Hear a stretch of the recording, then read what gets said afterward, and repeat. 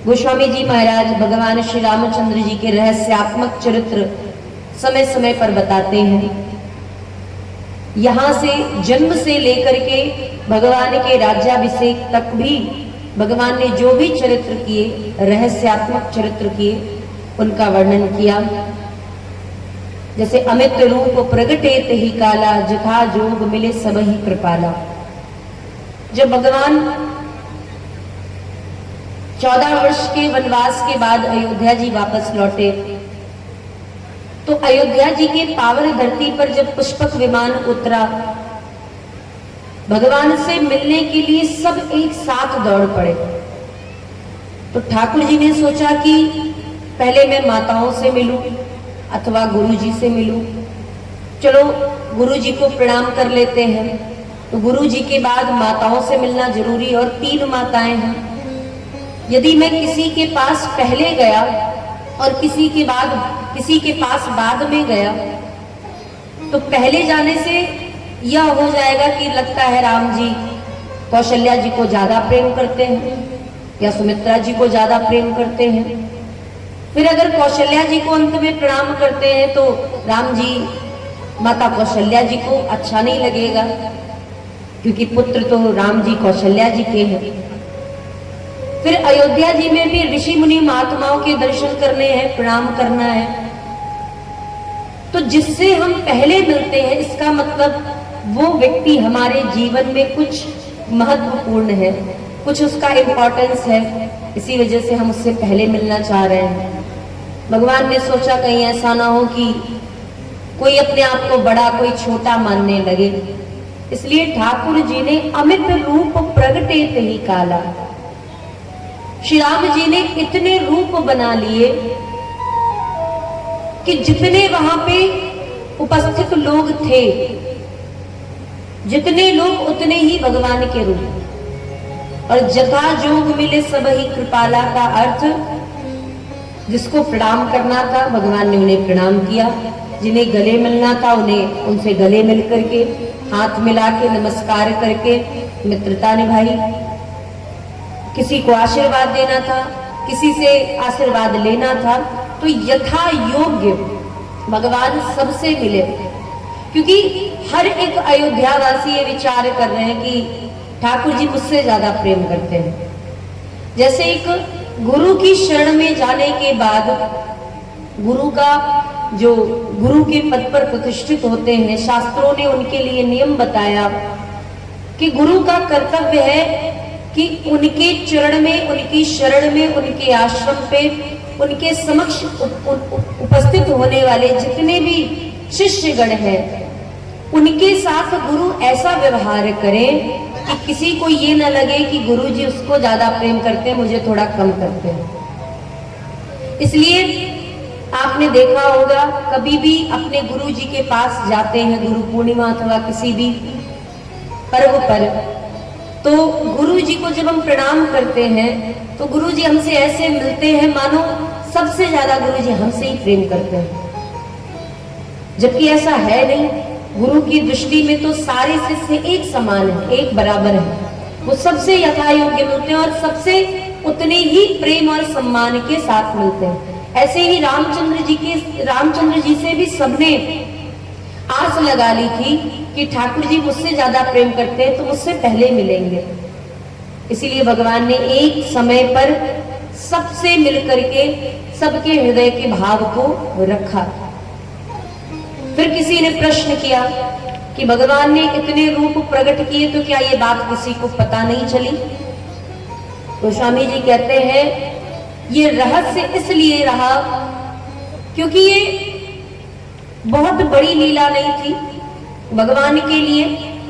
इतने सारे रूप एक साथ प्रकट कर देना ये भगवान के लिए कोई बहुत बड़ी बात नहीं है, लेकिन ये रहस्यात्मक लीला, ये गूढ़ लीला इसलिए है क्योंकि एक साथ एक ही स्थान पर अयोध्या जी के महल के बाहर खड़े जितने भी लोग हैं उनसे भगवान एक साथ मिल रहे हैं और कोई किसी पे ध्यान नहीं दे रहा, इसलिए ये गूढ़ चरित्र भी है।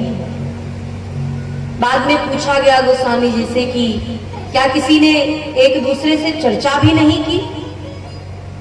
कि भैया राम जी तो मुझसे पहले मिले थे, किसी ने चर्चा क्यों नहीं की?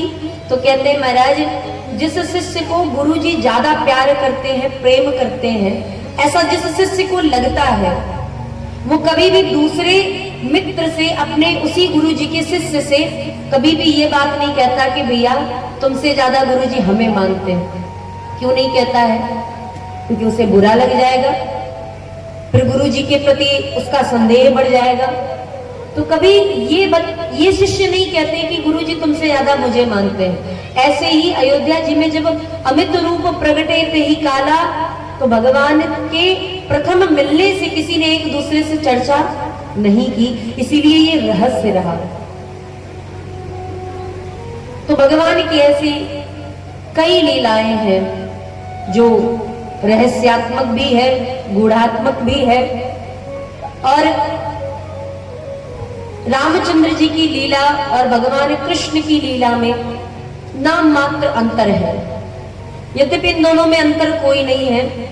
जो लोग राम और कृष्ण में अंतर करते हैं, उन्हें भगवान के स्वरूप के प्रति भेद मानने का दोष लगता है। भगवान के बहुत सारे रूप हैं, किसी भी रूप में आप भेद कर सकते हैं, लेकिन राम और कृष्ण में, जैसे भगवान कृष्ण और श्री जी राधा जी में कोई भेद नहीं है, वैसे ही राम जी में और भगवान कृष्ण में भी कोई भेद नहीं है। अंतर क्या है? भेद तो नहीं है, लेकिन थोड़ा सा अंतर है। क्या अंतर है? श्री रामचंद्र जी की माधुर्य लीला है और भगवान कृष्ण की ऐश्वर्य लीला है। माधुर्य लीला का मतलब जिसमें मधुरता है, प्रेम है, सहजता है, सरलता है, उसे माधुर्य लीला कहते हैं। राम जी सबके लिए सुलभ हैं। राम जी सभी सखाओं के साथ अयोध्या जी में सरयू जी के किनारे कंदुक क्रीड़ा करते हैं। राम जी सखाओं के साथ वन में जाते हैं। जनकपुर में पहुंचे तो रामचंद्र जी ने सभी जनकपुर के जो बालकगण थे उनसे मित्रता कर ली। तो रामचंद्र जी का जो चरित्र है वो मनुष्य मात्र के लिए बड़ा ही उपदेशात्मक है। राम जी ने जो लीलाएं की वो हर एक मनुष्य उसको कर सकता है, उसको निभा सकता है, उसको चरितार्थ कर सकता है। परंतु भगवान कृष्ण ने जो लीलाएं की हैं उसको सिर्फ सुना ही जा सकता है, किया नहीं जा सकता है। भगवान कृष्ण की लीला ऐश्वर्य से पूर्ण है, इसीलिए उनकी लीला ऐश्वर्य की लीला है। जन्म के 6वें दिन पूतना आ गई। इतनी जल्दी काम पे कौन लगता है भाई? मानते हैं कि भगवान का अवतार तो पृथ्वी के भार को हरण करने के लिए हुआ, लेकिन अब कोई कहे कि भगवान कृष्ण से ठाकुर जी आपने जन्म लिया है, हमारे लिए लिया है, देवताओं के लिए लिया है, तो आपसे निवेदन है कि अब आप काम पे लग जाइए, इस पृथ्वी का भार उतारने लगिए। अब ठाकुर जी को 6 दिन की अवस्था में ही पूतना के उद्धार से लगा दिया। और भगवान कृष्ण का चरित्र सिर्फ ऐश्वर्य से पूर्ण नहीं है, उनका जो चरित्र है महाराज, ऐसे चरित्र को चरितार्थ करने में भगवान को अनेकानेक अवतारों में भी सोचना पड़ेगा। जन्म से लेकर के गोलोक जाने तक की जितना भी ठाकुर जी ने इस पृथ्वी पर समय दिया है, वो सारा समय सिर्फ भगवान धर्म अधर्म के प्रति ही लड़ते रह गए, धर्म के लिए लड़ते रह गए। तो उनका चरित्र ऐश्वर्य वाला है जिसे सिर्फ सुना जा सकता है, और सुनकर के उनके उपदेशों को मान करके जीवन में उतार करके मोक्ष को प्राप्त किया जा सकता है। ये उनकी लीला है। परंतु राम जी की लीला कहीं ज्यादा सरल है।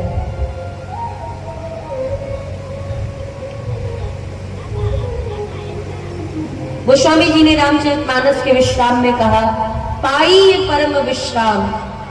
भगवान की कथा को सुनने वाला, राम जी की कथा को सुनने वाला परम विश्राम प्राप्त करता है। कौन सी कथा? हमारे और आपके दिमाग में एक बात बैठी हुई है कि मोक्ष तो केवल भागवत कथा सुनने से ही मिलता है, राम कथा सुनने से मोक्ष की प्राप्ति नहीं होती, ऐसा नहीं है। गोस्वामी जी के शब्दों में अगर श्रवण करें, पाइए परम विश्राम। गोस्वामी जी कौन है? संत है। और संत की दृष्टि में संतों के लिए मोक्ष से ज्यादा बड़ा है भगवान की भक्ति का मार्ग। भरत जी महाराज तीर्थराज प्रयाग में पहुंचे, संगम को देखा तो एक तरफ गंगा जी बह रही थी, एक तरफ यमुना जी आ रही थी, दोनों में अलग अलग जगह जाकर के स्नान किया। संगम में स्नान नहीं किया, सियाराम यमुना जी में स्नान नहीं किया, गंगा जी में स्नान किया। तो किसी ने पूछा कि आप यमुना जी में स्नान क्यों नहीं कर रहे? तो भरत जी ने कहा यमुना जी का जो रंग है वो श्याम रंग है, और यमुना जी के रंग को देख करके मुझे मेरे प्रभु याद आ जाते हैं। तो स्नान करने के बाद भरत जी ने संगम तीर्थराज प्रयाग से, संगम में त्रिवेणी संगम से एक ही वरदान मांगा। क्या कहते हैं महाराज? अर्थ न धर्म न काम रुचि, गति न चाहो निर्वाण, जन्म जन्म रति राम पद, यह वरदान न आन। महाराज मुझे ज्यादा कुछ नहीं चाहिए, सुना है कि तीर्थराज प्रयाग में स्नान करने से मुक्ति मिल जाती है, लेकिन मुझे चाहिए ही नहीं। तो क्या चाहिए? बोले जन्म जन्म रति राम पद, जन्म जन्मों के लिए मुझे भगवान के चरणों में प्रेम चाहिए, रति चाहिए। रति का अर्थ बड़ा विचित्र है महाराज, रति को समझिए। रति शब्द सिर्फ और सिर्फ काम वासना के लिए प्रयोग किया जाता है। कामे ही नारी प्यार जिमी, लोभी है प्रिय जिमी दान। जैसे कामी को स्त्री से प्रेम होता है, जैसे लोभी को दाम से प्रेम होता है, तिमि रघुनाथ निरंतर प्रिय लागो मोहि राम। ऐसे ही जैसे एक कामी को स्त्री से प्रेम है, जैसे एक लोभी को दाम से प्रेम है, हे ठाकुर जी आपसे निवेदन है आप भी मुझे उसी प्रकार से प्रिय लगिए। गोस्वामी जी ने, अच्छा गोस्वामी जी कवि हैं, कवियों के लिए तो कहा गया है जहां न जाए रवि वहां जाए कवि। इनके लिए तो उदाहरण ढूंढना बहुत आसान है महाराज। जैसे समुद्र में खोई हुई सीप को ढूंढना कठिन है, लेकिन कवियों के लिए उससे भी ज्यादा सरल है उपमा ढूंढना। ये किसी से भी उपमा दे देते हैं। तो गोस्वामी जी के पास क्या और कोई उपमा देने के लिए उपमेय नहीं था, उपमा नहीं थी? कामी ही नारी प्यारी जिमी, लोभी ही प्रिय जिमी दाम। जैसे कामी को स्त्री हमेशा प्रिय होती है, तो गोस्वामी जी से किसी ने पूछा कि भगवान से प्रेम करने के लिए एक कामी से स्त्री के प्रेम की तुलना दे दी। एक तरफ राम जी का प्रेम और दूसरी तरफ एक कामी का स्त्री से प्रेम, कैसी बात कर रहे हैं महाराज आप? गोस्वामी जी ने कहा भैया भगवान को प्रेम करने वाला एक बार डगमगा सकता है, लेकिन जो कामी होता है वो स्त्री को, जिस स्त्री को प्रेम करता है उसके लिए संसार से लड़ भी जाता है, संसार के उस स्त्री के लिए, उस प्रेमिका के लिए अपने शरीर का त्याग भी कर देता है, अपनी खुद भी मर जाता है और दूसरे को भी मार देता है। इतना प्रेम कौन करेगा? कोई कहे, कोई संत कहे कि भगवान को प्राप्त करना है तो ऐसा करो कि अपने प्राणों का त्याग कर दो, तो वो तर्क करेगा। क्या तर्क करेगा? कि महाराज प्राण त्यागने से भगवान मिलते तो हर मुर्दे को भगवान मिल जाते, यही तो तर्क करेगा। लेकिन एक पुरुष अगर किसी स्त्री के काम वासना में वशीभूत हो चुका है और स्त्री ने कह दिया कि जाओ मेरे लिए ये कार्य करके लाओ, वो बिना सोचे समझे चला जाएगा महाराज। और प्रेमी तो प्रेमिका के प्रेम में चांद तारे तोड़ने की बात भी कह देता है। वो मरने के लिए भी स्त्री कह दे कि तुम मुझसे कितना प्रेम करते हो, एक कामी पुरुष से अगर स्त्री कह दे कि तुम मुझसे कितना प्रेम करते हो, अपना हाथ काट के दिखाओ, तो वो तुरंत हाथ काटने के लिए, लेकिन कोई पुरुष भगवान की भक्ति में ऐसा करने के लिए तैयार नहीं होगा। इसीलिए गोस्वामी जी कहते हैं कामी ही नारी प्यारी जिनी। जैसे एक कामी को स्त्री प्रिय होती है, उतना ही प्रेम मेरे मन में आपके लिए हो। भरत जी कहते हैं मुझे और एक बहुत समानता है, भगवान से प्रेम करने वाला संसार से मुक्त हो जाता है, लेकिन नारी से प्रेम करने वाला 84 लाख योनियों में भटकता है, अर्थात आवागमन के इस चक्कर में फंस जाता है। गोस्वामी जी कहते हैं मैं अगर भक्त की तरह आपसे प्रेम करूंगा तो मैं इस संसार से मुक्त हो जाऊंगा, लेकिन अगर मैं एक कामी पुरुष की तरह आपको अपना प्रेमी मान करके प्रेम करूंगा तो मेरा बार बार जन्म होता रहेगा। और मुझे चाहिए क्या? जन्म जन्म रति राम कर, यही तो चाहिए मुझे। इसलिए मुझे ज्यादा कुछ मत दीजिए, मुझे वो प्रेम दीजिए जो एक कामी पुरुष एक स्त्री से करता है, क्योंकि वो संसार में बार बार आता जाता रहता है। ऐसे ही मुझे मोक्ष लेकर के क्या करेंगे महाराज? एक दिन 56 भोग खाने से पेट भरने वाला नहीं है, इसलिए प्रयास ऐसा करो कि नित्य प्रति दाल चावल मिलता रहे। ऐसे ही एक बार मोक्ष पा लेने का कोई अर्थ नहीं है। भक्त तो चाहते हैं कि जन्म जन्म में मेरा प्रेम आपसे बना रहे, मुझे मोक्ष नहीं चाहिए। इसीलिए भरत जी ने कहा जन्म जन्म रति राम पद, मुझे जन्म जन्मों के लिए भगवान की भक्ति चाहिए। और गोस्वामी जी का भी वही प्रेम है महाराज। गोस्वामी जी भी बस यही कहना चाहते हैं कि मुझे भी बार बार आपके चरणों में आकर के, आपके इस धराधाम पर आकर के, मनुष्य शरीर में आकर के भगवान आपका भजन करना है। मेरे लिए तो यही परम विश्राम है। परम विश्राम का मतलब ये नहीं कि शरीर को छोड़ करके चले गए, बोले भैया शरीर में बड़ा कष्ट था, अच्छा हुआ मर गया वो व्यक्ति। क्यों? कम से कम दर्द से, रोग से मुक्ति मिल गई। यही लोग कहते हैं जब कोई व्यक्ति बहुत ज्यादा रोग से ग्रसित हो जाता है तो लोग ये कह देते हैं। लेकिन परम विश्राम क्या है कि थोड़ा सा काम करने के बाद व्यक्ति आए अपने घर में सुकून से भोजन करके रात्रि में निश्चिंत होकर के सो जाए और दूसरे दिन पुनः उठ करके अपने नित्य कर्म को करता हुआ फिर घर को वापस आए, फिर विश्राम करे। ये जीवन हर एक मनुष्य को चाहिए, अपने बुढ़ापे में चाहिए। अब तो बुढ़ापा भी बहुत जल्दी आ रहा है। जब से कोरोना का समय आया महाराज, समय कितनी जल्दी बीत रहा पता ही नहीं चल रहा है। पहले समय पता चलता था कि 2017 प्रारंभ हुआ, अभी तो 2 महीने बीते। अब तो महाराज 2025 प्रारंभ होता है कि 26 आ जाता है। ये समय चक्र बढ़ रहा है। क्यों? क्योंकि कलयुग का समय भी बढ़ रहा है, तो ये बढ़ते बढ़ते और बढ़ेगा। अभी तो दिन फिर भी पता चलते हैं, जब कलयुग अपनी चरम सीमा पर होगा तो बहुत छोटे दिन होंगे महाराज, बहुत ही ज्यादा छोटे दिन।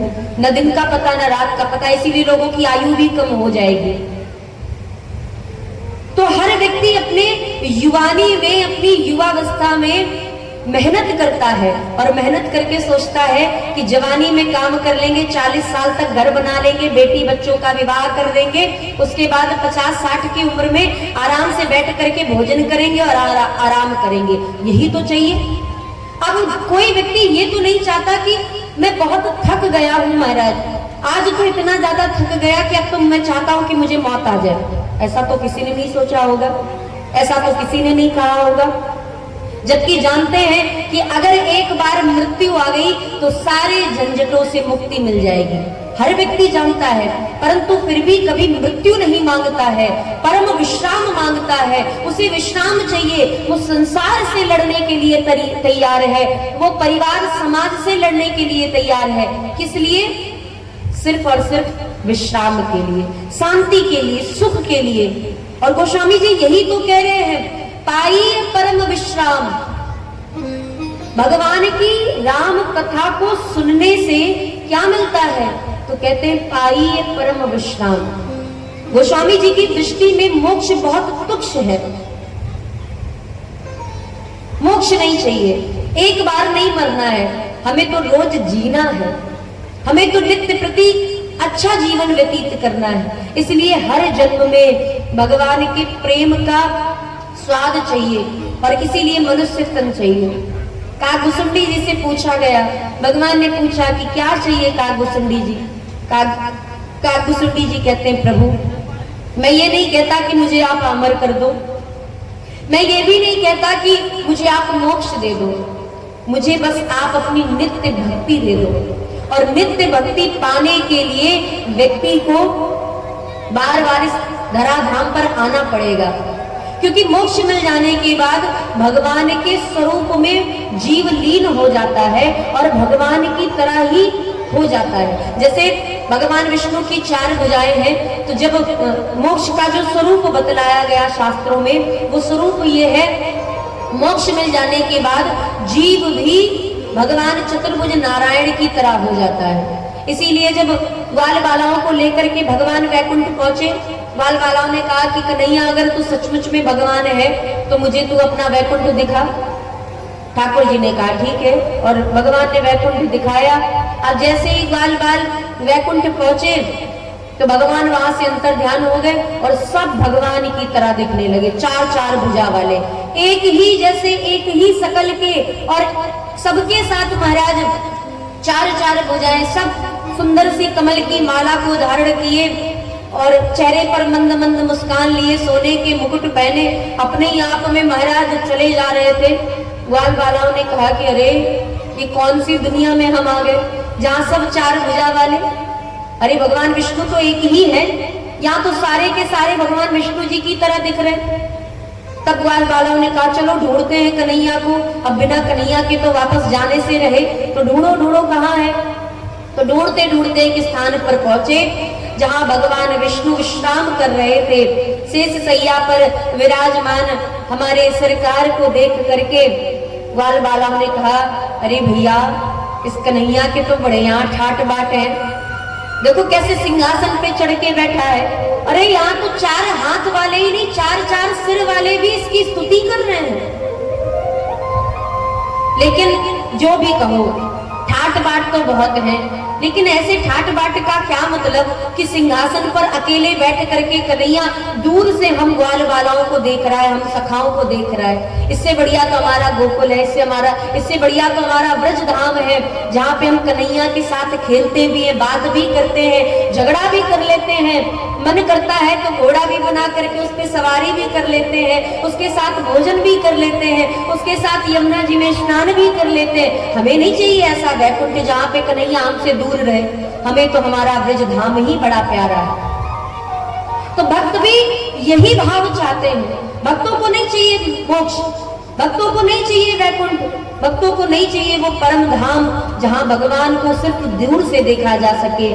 उन्हें तो वो धरा धाम चाहिए जहाँ पे भगवान का नाम लेकर के अमृत का पान किया जा सके, जहाँ पे भगवान के नाम को श्रवण करके, भगवान की दिव्य कथा का रसपान करके, भगवान के नाम का संकीर्तन करके उनके दिव्य स्वरूपों को देखा जा सके, उनके दिव्य स्वरूपों को, उनकी दिव्य लीलाओं को सुना जा सके, उनके नाम का रस का आनंद लिया जा सके। भक्त तो उस मोक्ष से ज्यादा उस भगवान की भक्ति की कामना करते हैं, और इसीलिए वे निरंतर भगवान से बस एक ही प्रार्थना करते हैं कि प्रभु जन्म जन्म रति राम पद। गोस्वामी जी की दृष्टि में वही परम विश्राम है, वही मोक्ष है।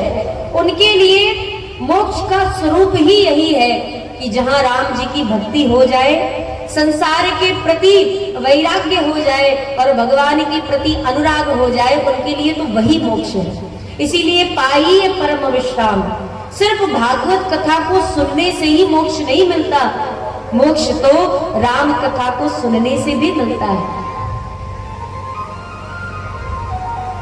ऐसे भगवान की दिव्य श्री राम कथा जिसे हम और आप निरंतर श्रवण कर रहे हैं। बड़े अच्छे श्रोता है महाराज, आप सभी बड़े भाव से कथा सुनते हैं। हमें तो स्वयं ही नहीं समझ में आता कि भगवान की कृपा कैसे हो जाती है और दिव्य दिव्य चरित्र अपने आप से प्रकट हो जाते हैं। ये श्रोताओं का तीर्थ का भी प्रभाव होता है। और हम तो तीर्थ इसलिए इस स्थान को बोलेंगे क्योंकि ये गया का क्षेत्र है, तो तीर्थ है। परंतु तीर्थ इसलिए भी है क्योंकि एक संत यहाँ पर निरंतर आपके इस क्षेत्र के कल्याण के लिए लगे हुए हैं। महाराज कब से लगे हैं? हमें तो जब हमारी महाराज जी की बात हुई थी तब वे बता रहे थे कि अप्रैल में ही वो वहां पर चले जाएंगे, यहाँ पे आ जाएंगे। तो शायद वो अप्रैल में ही आ चुके थे और इतने दिनों से वे यहाँ पर रह करके आज महाराज जी ने बताया, महाराज हमें बड़ा कष्ट हुआ, सबको बड़ी सुंदर व्यवस्था दे करके सबके लिए बड़ा दिव्य कूलर की व्यवस्था कर दी महाराज ने और बढ़िया भोजन की व्यवस्था, जब मन करे महाराज बढ़िया बढ़िया 56 भोग पाओ, कोई दिक्कत नहीं, कोई कमी नहीं। और वही पूज्य महाराज जी जिन्होंने हम सभी लोगों को बुलाया, वृंदावन को, अयोध्या जी को और काशी को एक स्थान पर एकत्रित कर दिया, वे पूज्य महाराज जी उस कुटिया में थे जहां पर उनके लिए पंखा तो था महाराज, लेकिन उस पंखे से आग निकल रही थी। और जब महाराज जी आए शाम के समय में और महाराज जी ने बताया कि हमारी कुटिया में तो आज ऐसा लग रहा था कि आग बरस रही है, बड़ा कष्ट हुआ महाराज।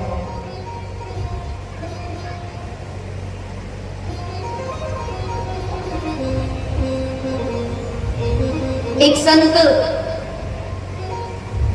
जो विश्व कल्याण की भावना को लिए और किसी क्षेत्र में जाकर के तपस्या करते हैं, किस लिए करते हैं महाराज? सिर्फ इसलिए कि विश्व का कल्याण हो। तो ऐसे पूज्य संतों की कृपा से सिर्फ एक ही व्यक्ति का नहीं महाराज, हमारे तो गुरुदेव भगवान भागवत वाले पूज्य गुरुदेव भगवान हमेशा कहते हैं और बड़े प्रेम से कहते हैं इस संसार में चाहे ब्राह्मण हो, चाहे क्षत्रिय, चाहे वैश्य, चाहे शूद्र, सनातन धर्म के जितने भी लोग हैं ये सब कर्म कर रहे हैं और वे कर्म जो कर रहे हैं इनके कर्म के प्रभाव से इनके कर्म करने का बस एक ही उद्देश्य है कि अगर पेट ना होता तो किसी से भेंट ना होता। हमारे गुरुदेव भगवान ऐसे ही बोलते हैं महाराज कि पेट ना होता तो किसी से भेंट ना होता। और एक संत के कारण आप विचार कीजिए, एक संत के कारण यहाँ पे कितने लोगों की रोजी रोटी चल रही है। रोजी रोटी तो कहा जाएगा महाराज, कोई बुरा शब्द तो नहीं है। रोजी रोटी का अर्थ जीवन चल रहा है, किसी का भी हो महाराज। इतने लोगों को एकत्रित करने में अगर देखा जाए तो कोई एक अकेला व्यक्ति या 10 अकेले व्यक्ति नहीं कर सकते, लेकिन एक संत जरूर कर सकते हैं। संत का प्रयास जरूर कर सकता है, संत चाहे। और संत इसीलिए तो यज्ञ करते हैं महाराज। अच्छा जैसे बीमा होता है ना महाराज, देखा होगा कि बीमा करने वाले जितने भी लोग होते हैं, ये जितने भी लोगों का बीमा करते हैं जिंदगी के साथ भी, जिंदगी के बाद भी, तो ये जितना बीमा करते हैं, बीमा करने के बाद जो कमीशन होता है वो कमीशन कैसे आ जाता है इनके बैंक में? वो लोगों से कट के नहीं आता है। जिनका बीमा कराते हैं उनसे पैसे उन्हें नहीं मिलते हैं, इन्हें पैसे मिलते हैं डायरेक्ट कंपनी से। ऐसे ही जब संत जन ऐसे यज्ञ करते हैं तो इन्हें जो कमीशन मिलता है महाराज, पुण्य का कमीशन, इन्हें जो पुण्य मिलते हैं वो कैसे मिलते हैं? ये हमारे और आपके पुण्य से नहीं मिलते, उनको पुण्य मिल जाता है ठाकुर जी के डायरेक्ट बैंक से। और सिर्फ इतना ही नहीं, केवल उन्हें ही नहीं, जब आप कोई धर्म कार्य करने जाते हैं और रास्ते में जब 2-4 लोगों के घर पड़ते हैं तो आपने देखा होगा कि बहुत सारी माताएं 2-4 माताओं को लेकर के चलने लगती हैं कि चलो चलो कथा सुनो चल करके। तो जो माताएं एक दूसरे को एक साथ लेकर के आती हैं, पकड़ करके, हाथ पकड़ के, नहीं नहीं चलो कथा सुनने चलो, उनको भी पुण्य मिलता है महाराज। इसीलिए कथा में कभी अकेले नहीं जाना चाहिए। कथा में जाइए तो 2-4 लोगों को साथ में लेके जाइए। इससे क्या होगा? इससे आपको भी पुण्य मिलेगा और उनके पुण्य से कटके नहीं मिलेगा, ये डायरेक्ट ठाकुर जी के बैंक से ट्रांसफर हो जाएगा आपके अकाउंट में। इसलिए जब भी कथा सुनने जाइए, मंदिर जाइए, यज्ञ भगवान की परिक्रमा करने जाइए तो कोशिश कीजिए कि कोई ना कोई साथ में जरूर रहे। तो हम और आप चर्चा कर रहे थे पाइए परम विश्राम, भगवान की ऐसी दिव्य कथा। इस कथा का आयोजन पूज्य श्री महाराज जी ने कराया, उनको भी बहुत बहुत धन्यवाद। और आप सभी श्रोता मिले महाराज, आप सभी श्रोता को भी बहुत बहुत धन्यवाद। बड़े अच्छे श्रोता भी बड़े अच्छे भाग्य से मिलते हैं। हम तो जहां भी हमें अच्छे श्रोता मिलते हैं तो हम तो प्रशंसा ही करते रहते हैं। तो ये श्रोता भी बड़े भाग्य से मिलते हैं महाराज। बोलिए भक्त वत्सल भगवान की। तो कल हम और आपने भगवान की उस दिव्य रहस्यात्मक कथा को श्रवण किया और अब आइए एक चोरी। शंकर भगवान ने सोचा रहस्य की बात तो बता दी, अब लगे हाथ अपनी चोरी भी बता देते हैं। शंकर भगवान माता पार्वती जी से कहते हैं, देवी और एक कहूँ निज चोरी, और एक कहूँ निज चोरी, और एक कहूँ निज चोरी। सुनो गिरिजा अति दृढ़ मति तोरी, सुनो गिरिजा अति दृढ़ मति तोरी। काग बुसोंडी संग हम लो, काग बुसोंडी मनुज रूप जानई नहीं को, मनुज रूप जानई नहीं को। परमानंद प्रेम सुख फूले, परमानंद प्रेम सुख फूले। बीथिन फिरई मनुज तन बोले, बीथिन फिरई मनुज तन बोले, बीथिन फिरई मनुज तन बोले, मनुज तन बोले, मनुज तन बोले। औरों एक कहूँ निज चोरी, सुनो गिरिजा अति दृढ़ मति तोरी। हे देवी, तुम्हारी बुद्धि बहुत दृढ़ है, इसलिए मैं अपनी एक चोरी बताने जा रहा हूं, इसे सावधानी पूर्वक सुनो। शंकर भगवान ने माता पार्वती जी को दृढ़ बुद्धि क्यों कहा? अभी क्यों कहना था महाराज? पहले भी कह सकते थे। अच्छा, कथा में दृढ़ बुद्धि कहने का तात्पर्य ही क्या है? लेकिन शंकर भगवान जानते हैं कि महाराज स्त्री होने के स्वभाव से माता पार्वती जी से यदि मैंने ये कह दिया कि मैं अपनी चोरी बताने जा रहा हूं, किसी को मत बताना, इसका मतलब कि बिना कार्ड छपाए, बिना ईमेल किए, बिना फोन किए दुनिया को पता चल जाएगा कि मैंने कोई चोरी की थी। इसलिए शंकर भगवान कहते दृढ़ मति तोरी। देवी, तुम्हारी शंकर भगवान ने माता पार्वती जी को दृढ़ शब्द से इसलिए संबोधित किया क्योंकि शंकर भगवान मानो कहना चाहते हैं कि देवी, आप बड़ी दृढ़ बुद्धि है और मुझे विश्वास है। डायरेक्ट नहीं कह रहे महाराज, इनडायरेक्टली बोल रहे शंकर भगवान। मुझे पता है कि आपकी बुद्धि बहुत दृढ़ है और ये भी विश्वास है कि जो मैं बात आपको बताने जा रहा हूं आप किसी को नहीं कहेंगे। अच्छा, दृढ़ बुद्धि कह के शंकर भगवान ने बात को तो बचा लिया, लेकिन आखिर माता पार्वती जी कितने दिनों तक बात को छिपा के रखती। इसलिए शंकर भगवान के दृढ़ बुद्धि कहने पर भी माता पार्वती जी ने एक दिन, वैसे तो किसी को ये बात नहीं बताई, लेकिन पार्वती जी ने एक दिन अपने पुत्र को बता दी बात।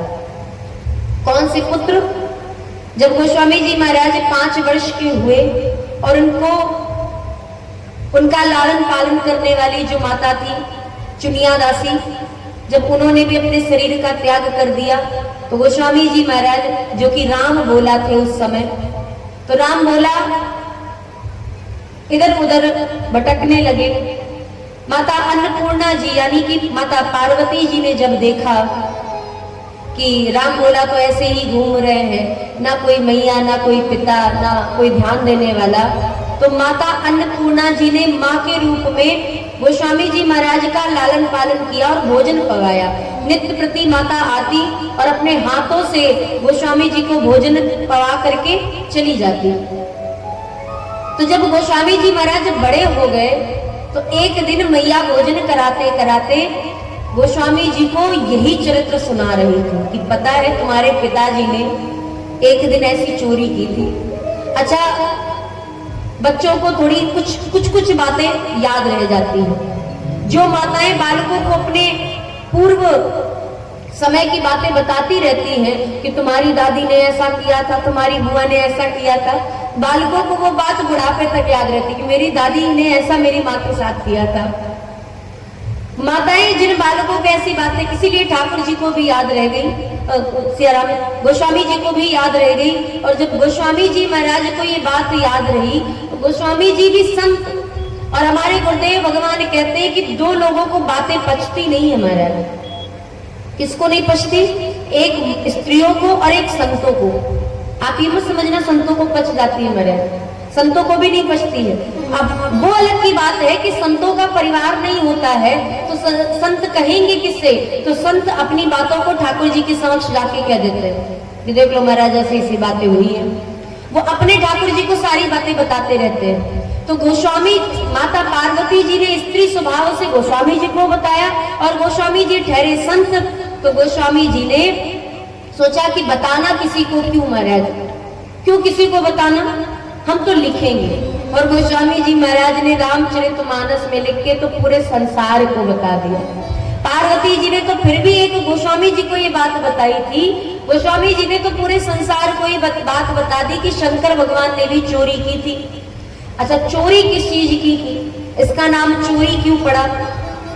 कुछ और भी तो कह सकते थे, हमने लीला की, हमने ऐसा कार्य किया। चोरी का नाम क्यों देते हैं? चोरी का नाम इसलिए दे रहे हैं क्योंकि चोरी शंकर भगवान ने मनुष्य शरीर की है।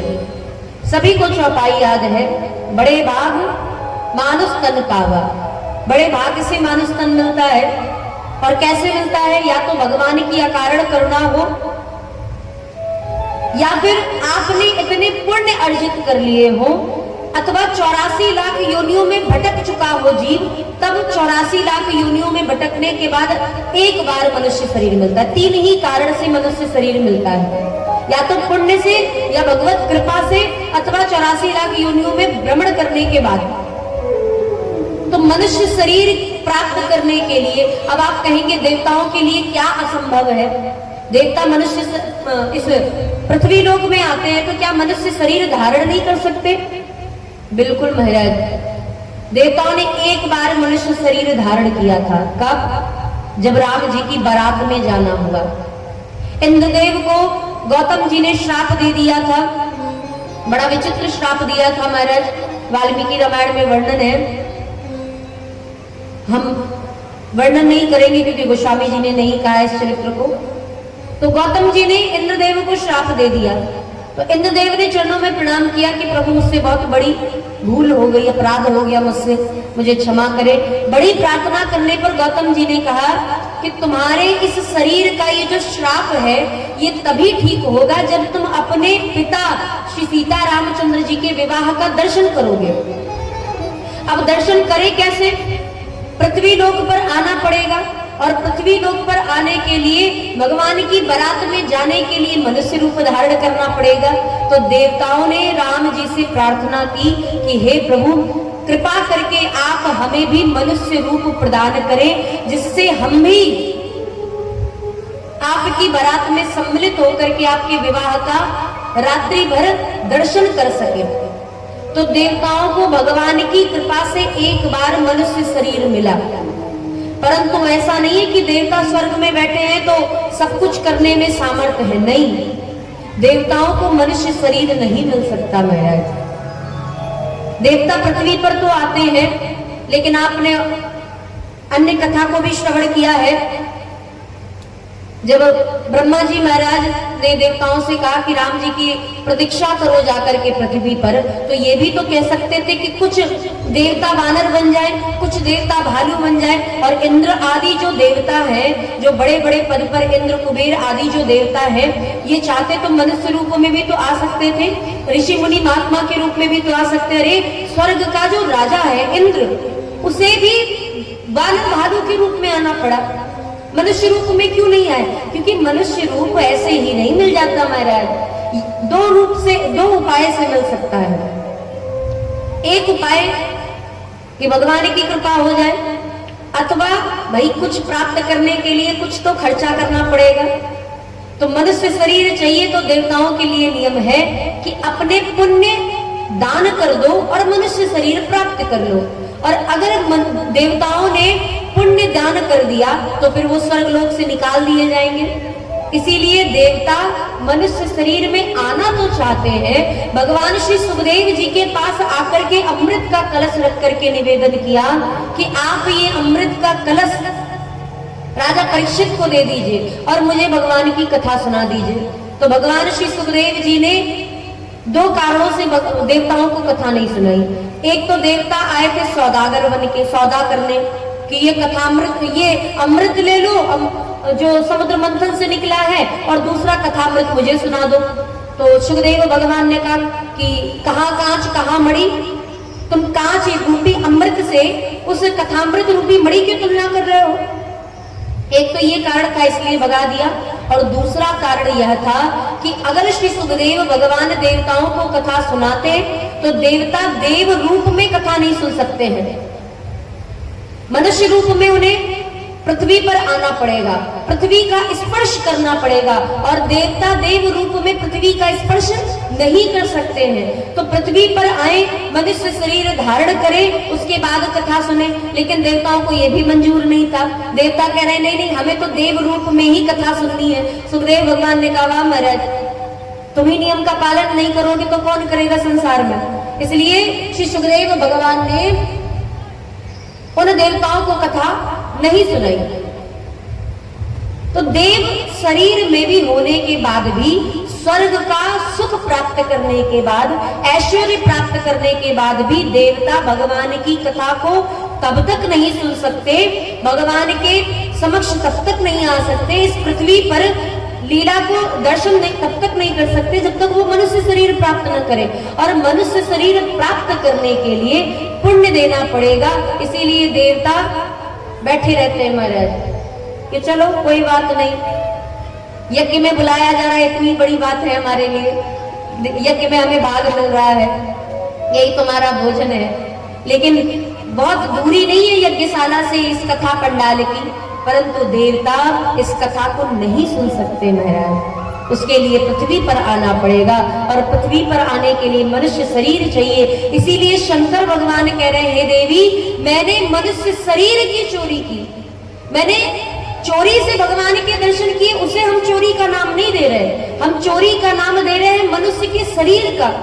और एक कहो निज चोरी सुन गिरिजा अति दृढ़मति तोरी, काग भुसुंडी संग हम दो मनुज रूप जानई नहीं को। मनुष्य रूप से घूम रहे थे और किसी को पता ही नहीं था, तो ये तो चोरी हो गई महाराज। इसीलिए सावधानी पूर्वक सुनना है देवी। गोस्वामी जी महाराज कहते हैं, शंकर भगवान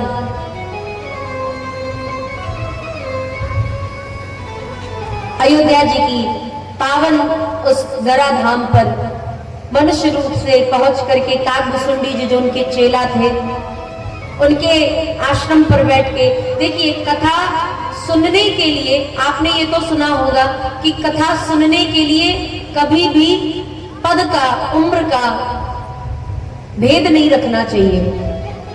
कथा कोई भी कहे, अपने से छोटा कहे, बड़ा कहे, सबकी कथा सुननी चाहिए।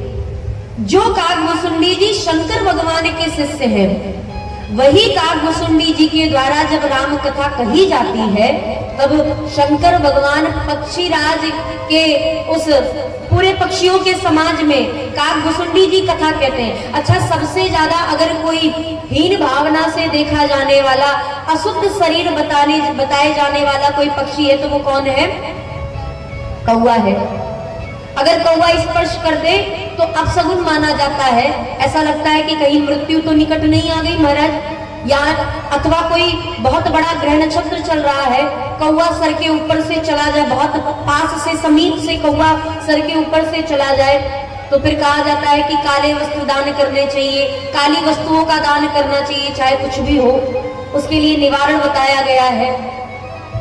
कौवा सबसे अपवित्र पक्षी है, लेकिन ऐसे रूप में कागभुसुंडी जी महाराज भगवान की भगवत कथा को कह रहे हैं। अच्छा, क्यों कह रहे हैं? क्या अपवित्र शरीर से भी भगवान की कथा कही जा सकती है? तो ऐसा बिल्कुल नहीं है। अपवित्र शरीर से भगवान की कथा नहीं कही जा सकती है। तो फिर काकभुसुंडी जी कथा क्यों कह रहे हैं? क्योंकि महाराज काकभुसुंडी जी को शरीर बदलने का वरदान मिला है। काकभुसुंडी जी चाहे तो मनुष्य रूप धारण कर सकते, जैसे अभी किए हैं।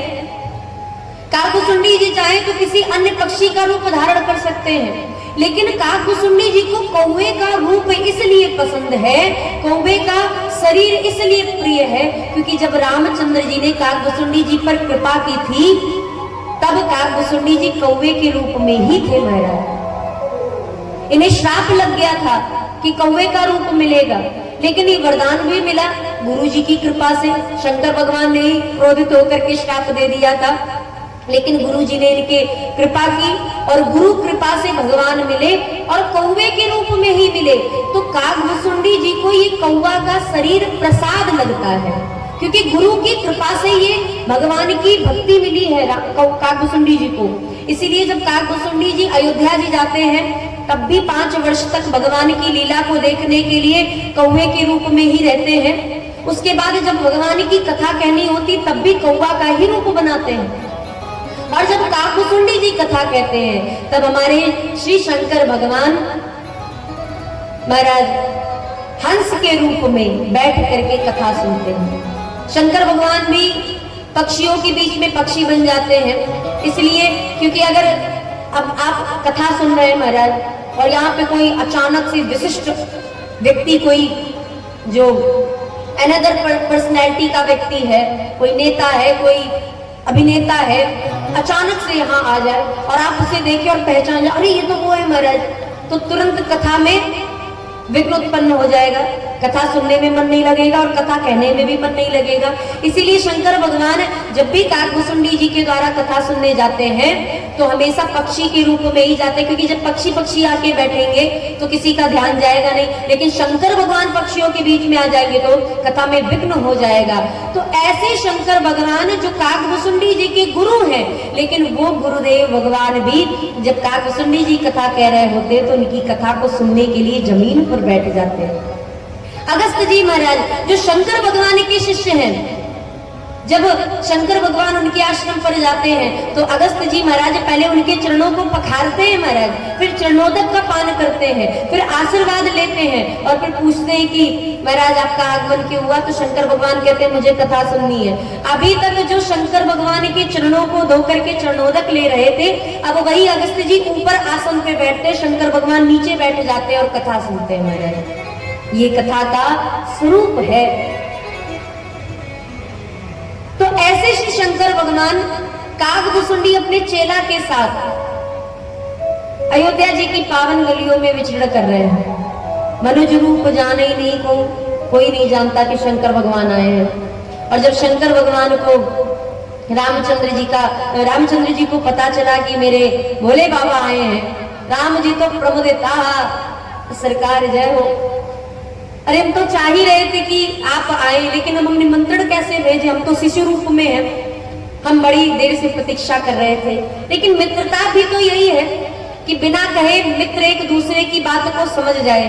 हमने दिल से पुकारा और आप यहाँ चले आए, तो बस अब इतना कीजिए कि जल्दी से महल में आ जाइए।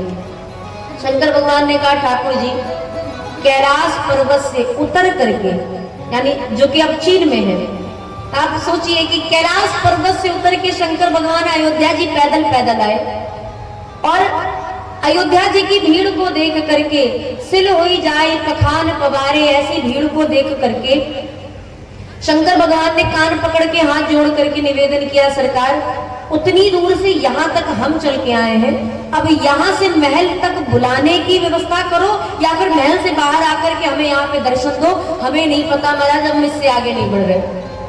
राम जी ने कहा इतनी मेहनत की है तो सरकार अब महल तक भी आ जाओ, अब मेरे नन्हे नन्हे पाँव हम कैसे चल करके आए? शंकर भगवान ने कहा वो सब हमें नहीं पता सरकार, अब आपको दर्शन देना है या दर्शन करना है ये आप डिसाइड करो, हमें नहीं पता।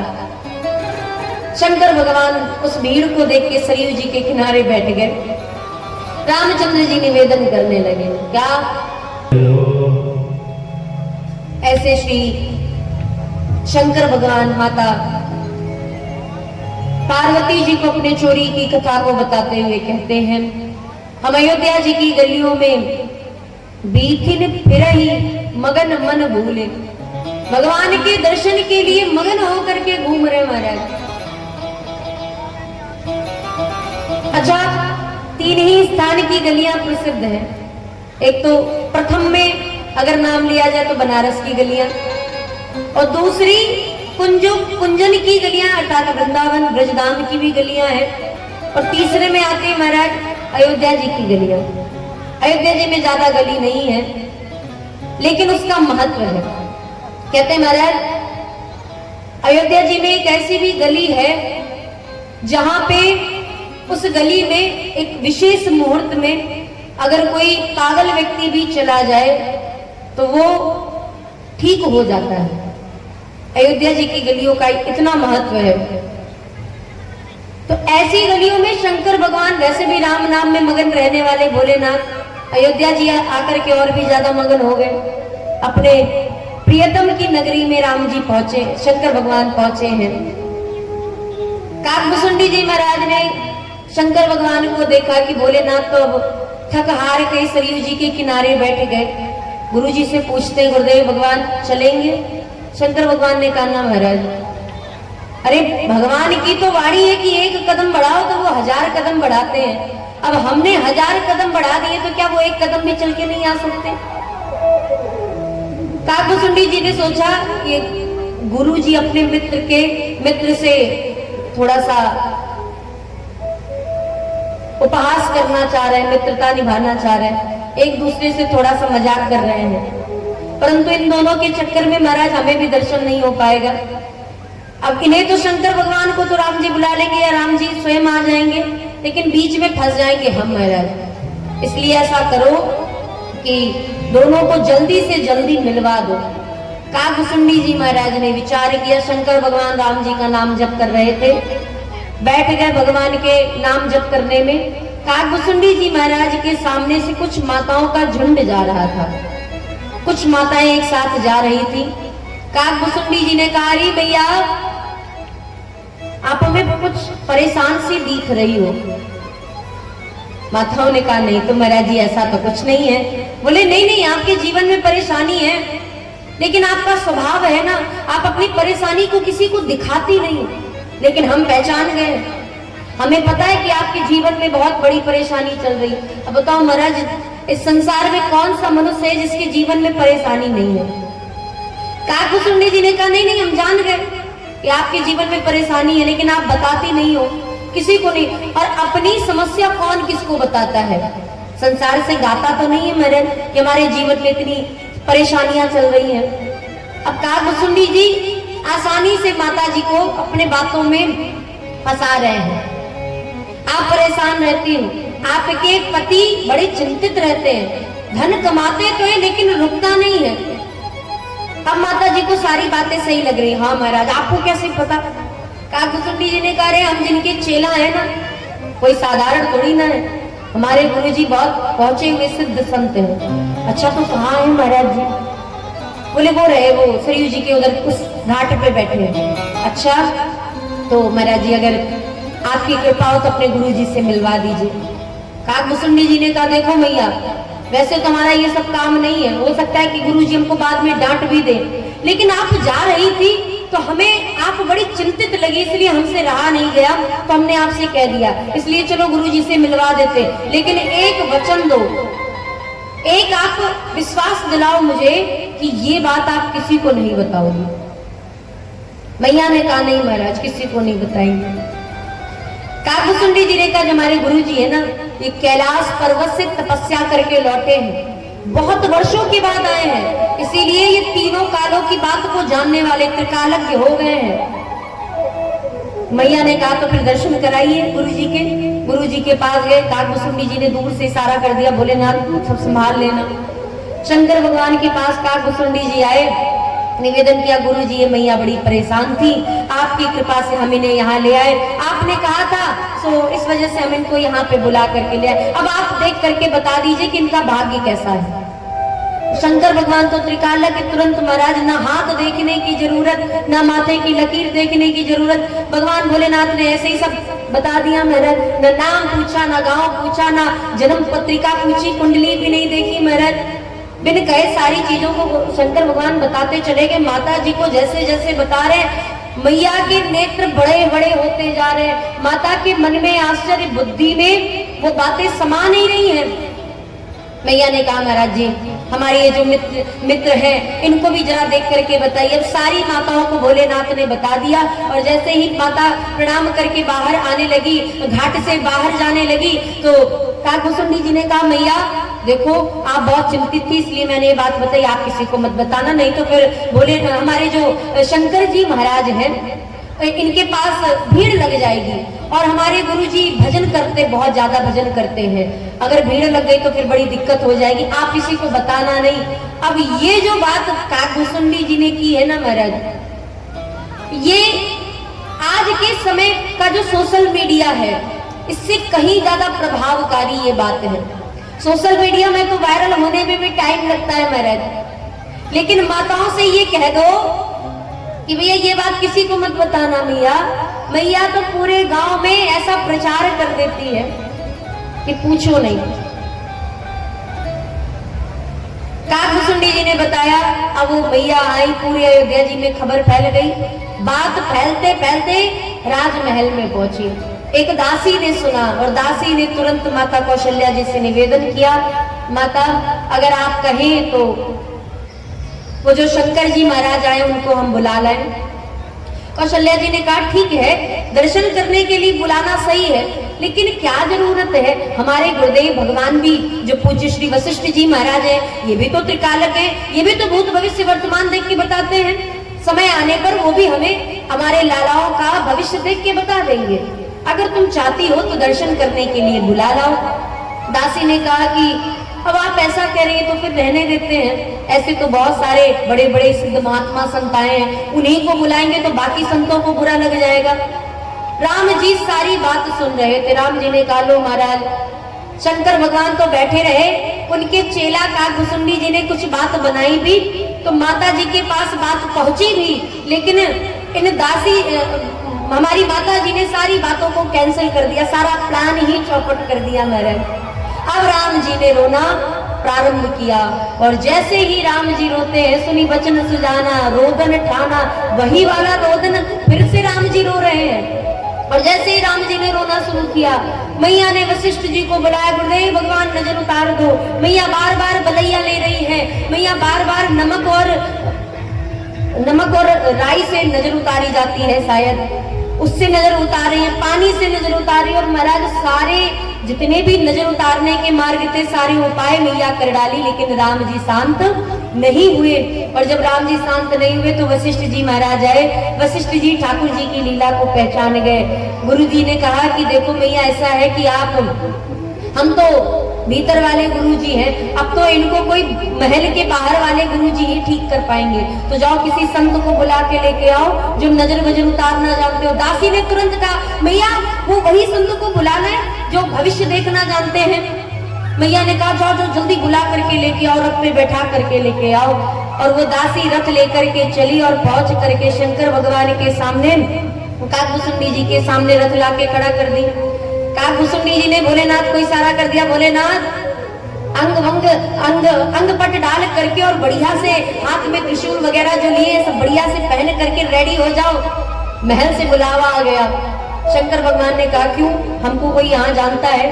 काकभूषुंडी जी ने कहा हम तो जानते हैं महल वालों को, हम तो हर बार जब भी राम जी का जन्म होता है तब इस महल में आते हैं, हमें तो पता है कि किसका क्या स्वभाव है और हमें विश्वास है कि राम जी बुलाए होंगे, इसलिए चलिए बिना देरी किए। वो देखिए महल से रथ आ रहा है और जैसे ही रथ को देखा शंकर भगवान उठ के तैयार होकर के खड़े हो गए महाराज। और काकभूषुंडी जी ने उसी समय दासी को आते देख तुरंत गुरुदेव भगवान के चरणों में प्रणाम करने लगे। दासी ने तुरंत उतर के गुरु जी के और चेला के दोनों के चरणों में प्रणाम करके निवेदन किया, महाराज जी हमने आपके बारे में बहुत कुछ सुना है, आपसे निवेदन है, हमारे जो माता कौशल्या जी के लाला है उनको बहुत ज्यादा वाली नजर लग गई, हमें तो लगता है किसी ने टोना ही लगा दिया है, आपसे निवेदन है कि आप महल में पधारे। और हमारे गुरुदेव वशिष्ठ जी ने कहा है कि कोई संत ही लाला को ठीक कर सकते हैं, तो आपसे निवेदन है आप पधारिए।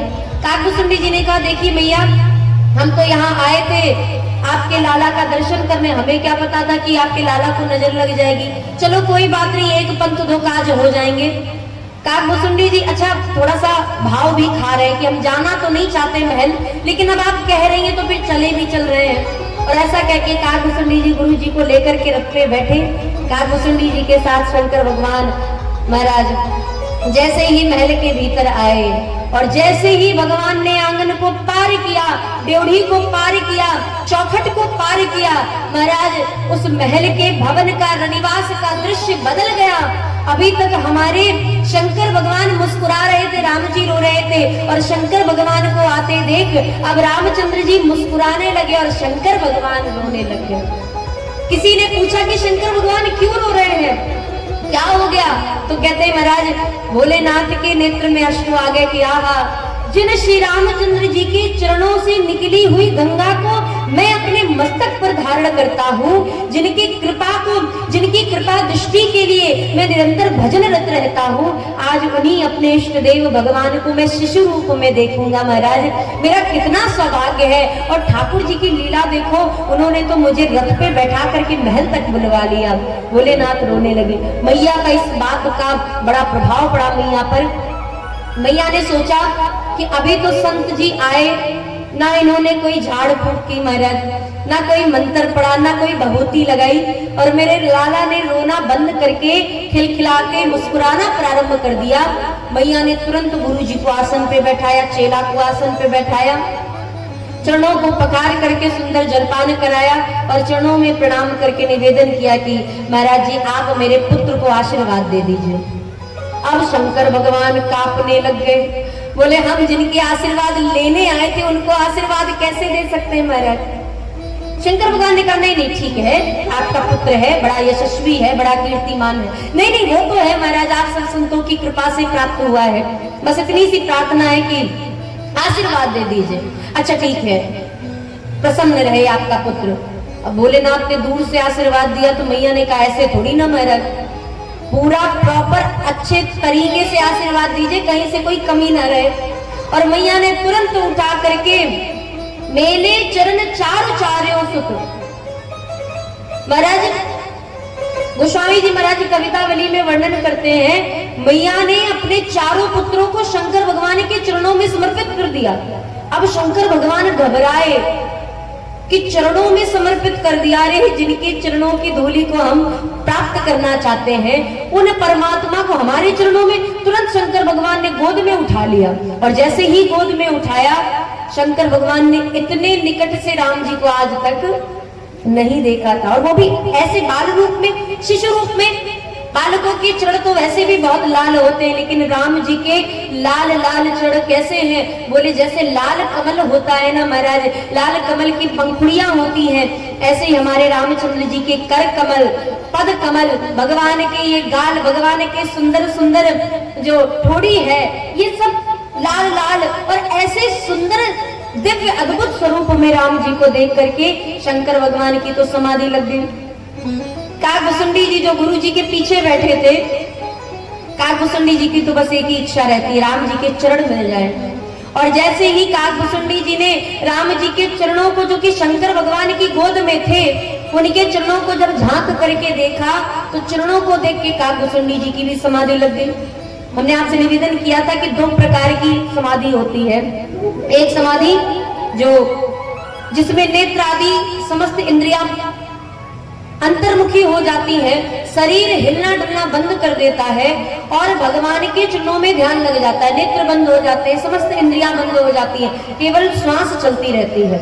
और एक समाधि होती है जिसमें नेत्र भी खुले रहते हैं, समस्त इंद्रियां भी काम करती हैं, लेकिन मन और चित्त ये दोनों भगवान के चरणों में जाने के कारण संसार की में क्या गतिविधियां हो रही हैं इसका भान नहीं रह जाता है।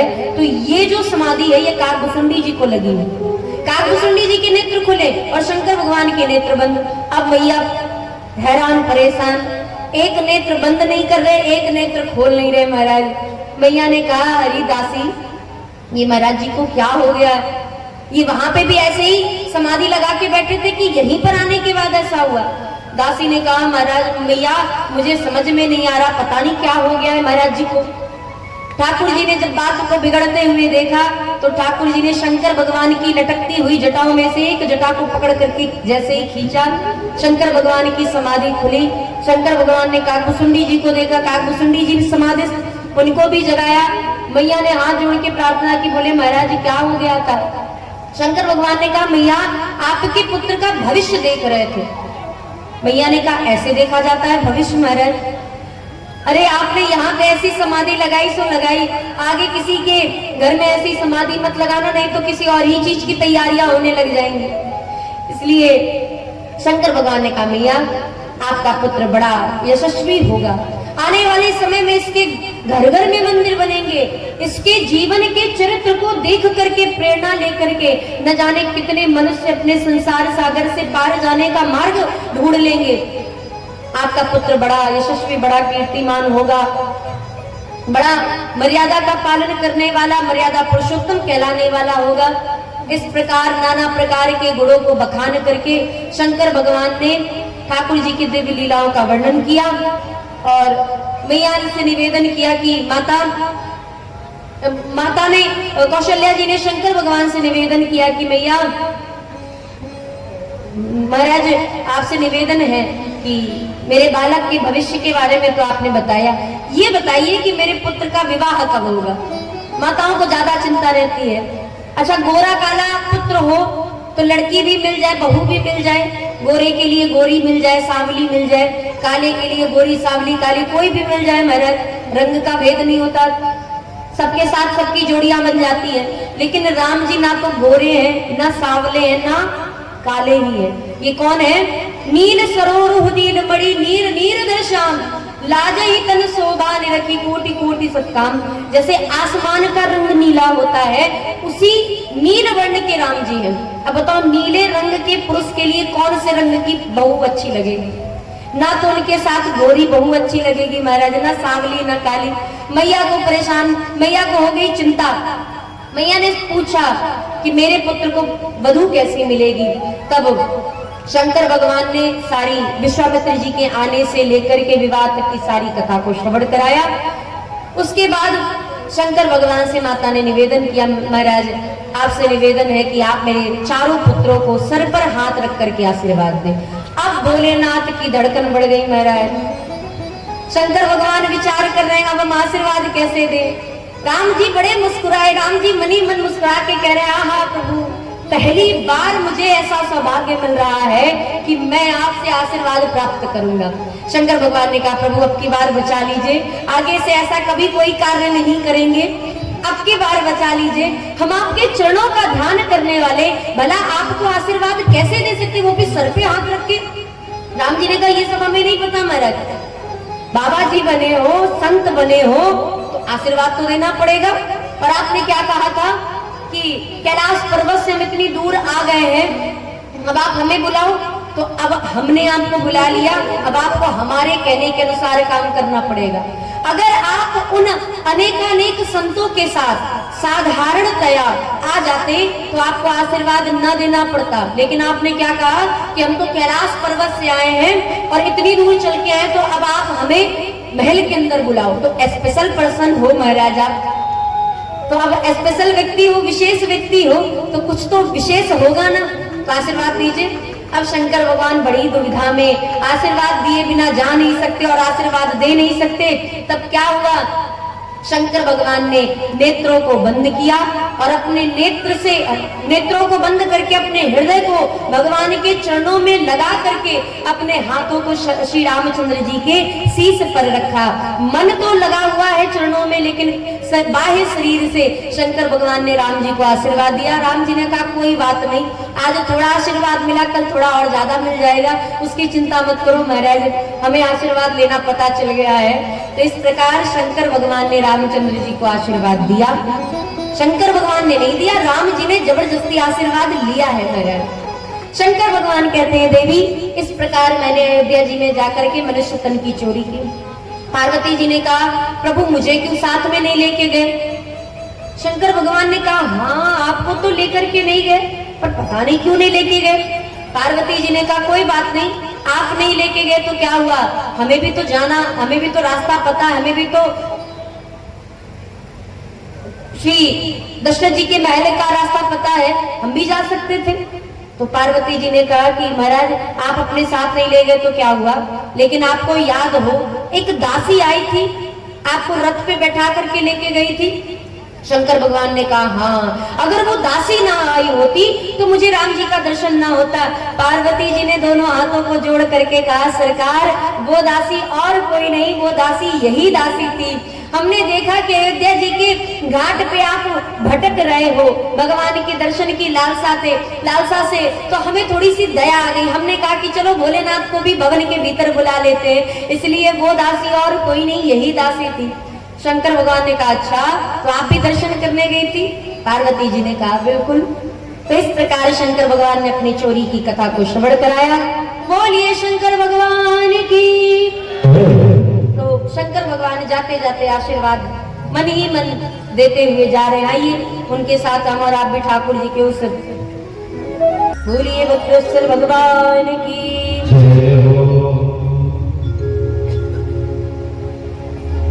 शंकर भगवान ठाकुर जी के दिव्य दर्शन करके कैलाश को वापस गए। गोस्वामी जी महाराज कहते हैं कि अब कुछ दिन बीत गया, कुछ दिनों के बाद नामकरण संस्कार ठाकुर जी का कराया गया। कुछ दिनों के बाद इसलिए देखिए नामकरण संस्कार भी 16 संस्कारों में आता है, परंतु ध्यान देने वाली बात यह है कि लोग नामकरण संस्कार को बिना किसी हर्षोल्लास के साथ ऐसे ही मना करके बच्चों का नामकरण कर देते और छोड़ देते महाराज, जो मन में आया वही नामकरण कर लिया। नामकरण संस्कार जीवन के भविष्य को बनाता है महाराज। इसलिए आप सभी से निवेदन है कि कभी भी नामकरण करें तो बहुत सोच समझ के करें। बोलिए राघवेंद्र सरकार की। ध्यान पूर्वक सुनिएगा। नामकरण संस्कार आजकल तो ना कोई ज्योतिष रह गए ना कोई संत रह गए, सबके लिए सारे संत सारे ज्योतिष गूगल देवता हो गए महाराज। गूगल से सर्च करो, चलो पहले तक तो गूगल भी था, अब AI आ गया है महाराज, अब इससे सारे नाम पूछ लो। तो लोग क्या कर रहे हैं आजकल गूगल से नामकरण करवाते हैं। अब वही संत हो गए महाराज। गूगल से पूछा कि 50 बच्चों के नाम की सुंदर सी लिस्ट भेजो, बोल दिया, अब 50 नाम आ गए। फिर कह दिया कि भगवान के नाम से जुड़े हुए नाम बताओ गूगल, वो भी आ गए। फिर कहा अंग्रेजी नाम बताओ, वो भी आ गए महाराज।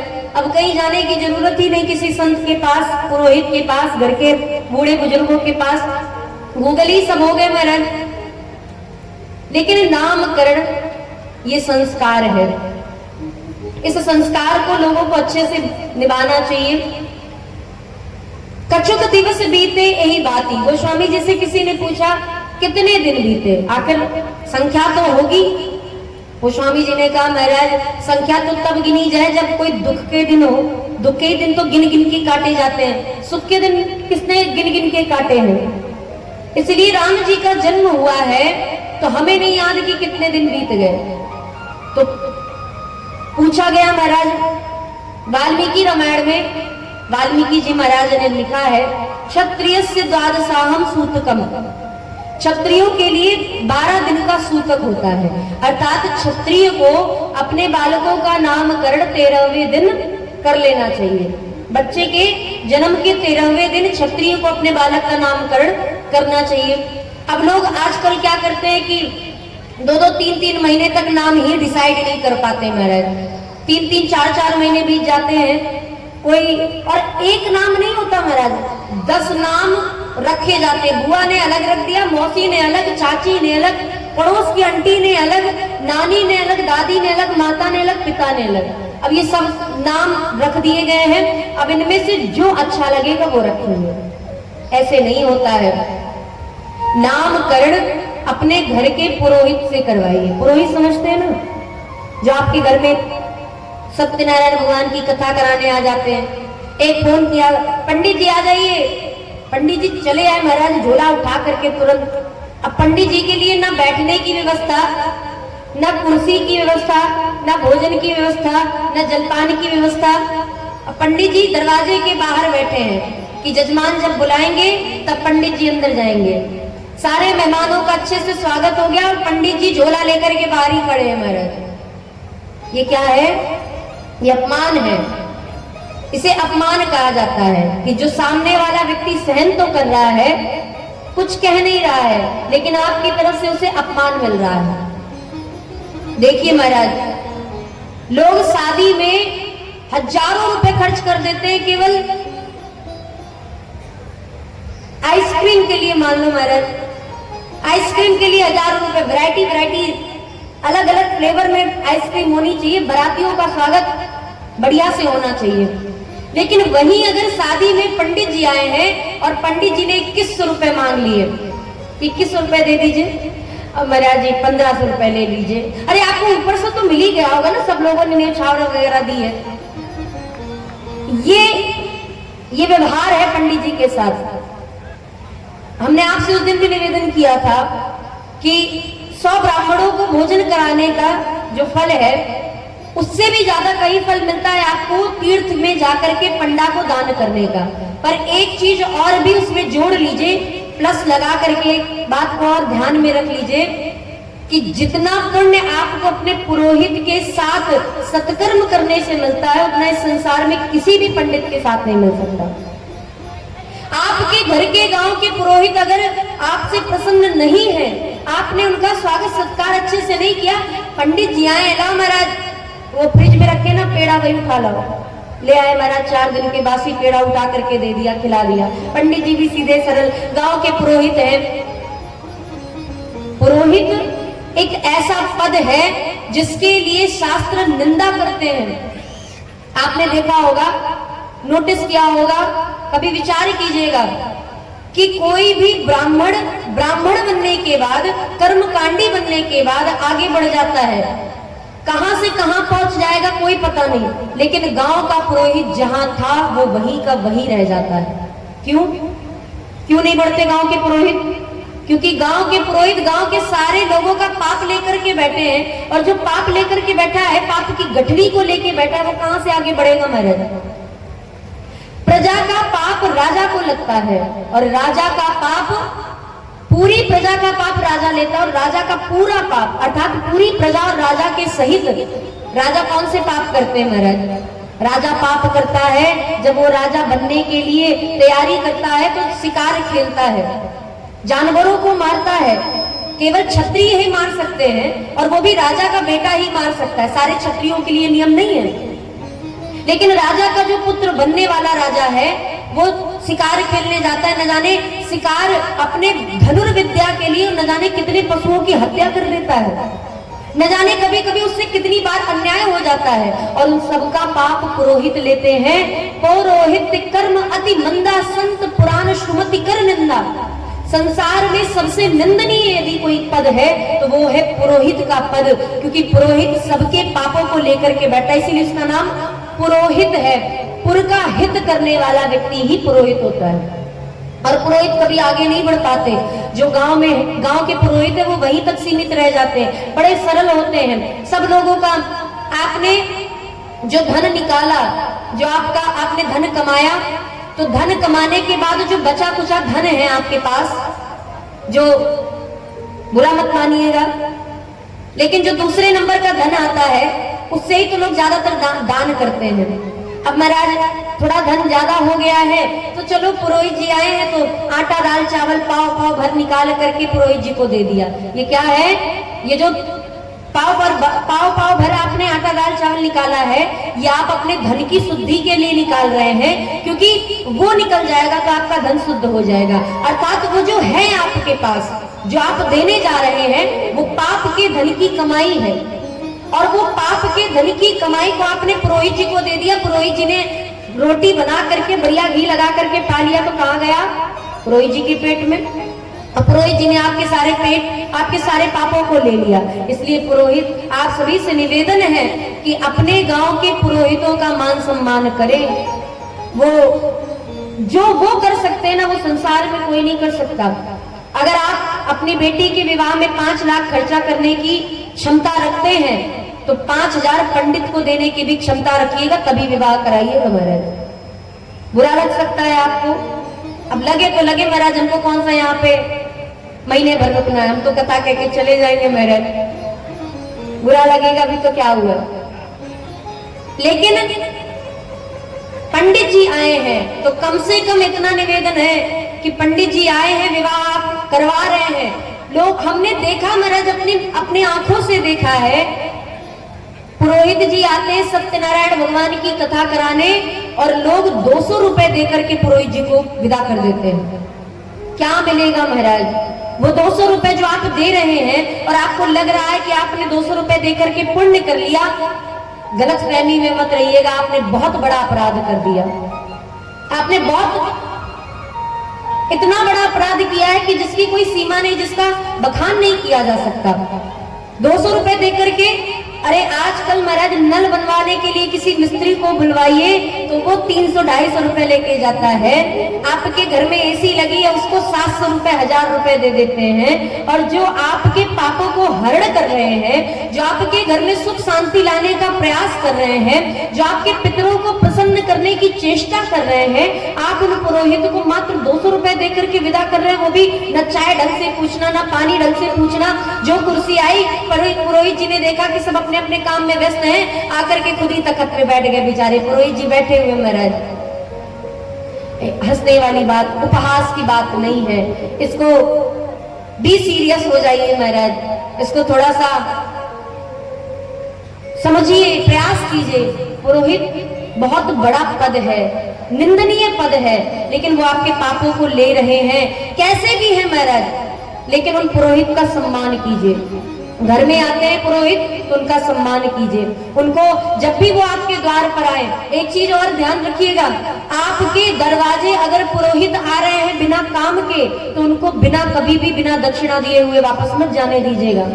क्योंकि जैसे गाय आपके दरवाजे पर बिना बुलाए आती है तो आपके घर में लक्ष्मी निवास करती है। अगर गाय आपके दरवाजे पर बिना बुलाए समय पर आकर के रोटी खा करके, गौमूत्र करके, गोबर करके चली जाती है तो वो वहां पे लक्ष्मी निवास कर रही है। ऐसे ही बिन बुलाए यदि पुरोहित आपके दरवाजे पर चले आए तो नहीं ज्यादा तो 21 रुपए 51 रुपए जो आपकी क्षमता हो उनको दे करके, पांव पकड़ करके ही उनको विदा करें हमेशा।